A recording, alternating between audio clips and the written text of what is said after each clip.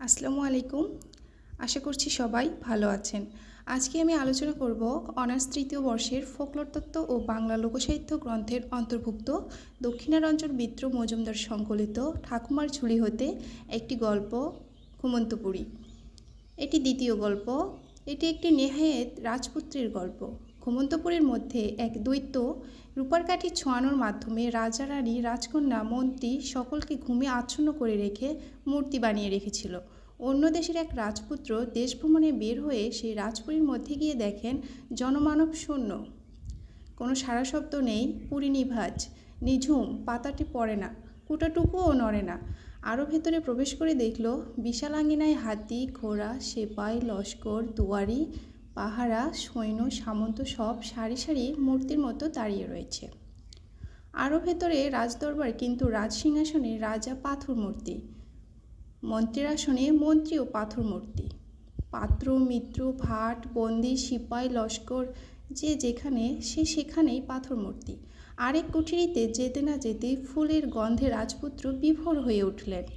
ফুলবনের কাছে গিয়ে দেখলেন ফুলের বনে সোনার খাট, সোনার খাটে হীরার ডাট, হীরার ডাটে ফুলের মালা দোলানো রহিয়াছে, সেই মালার নিচে হীরার নালে সোনার পদ্ম, সোনার পদ্মে এক পরমা সুন্দরী রাজকন্যা বিভোরে ঘুমাচ্ছেন। রাজপুত্র অবাক চোখে চেয়ে রইল। দেখতে দেখতে কত বছর চলে গেল। রাজকন্যার আর ঘুম ভাঙে না, রাজপুত্রের চোখে আর পলক পড়ে না। হঠাৎ একদিন রাজপুত্র দেখে রাজকন্যার শিয়রে একটা সোনার কাঠি আর একটা রূপার কাঠি। রাজপুত্র কাঠি দুটো নিয়ে নাড়াচাড়া করতে করতে সোনার কাঠিটি কখন যেন ঘুমন্ত রাজকন্যার মাথায় ছুঁয়ে গেল।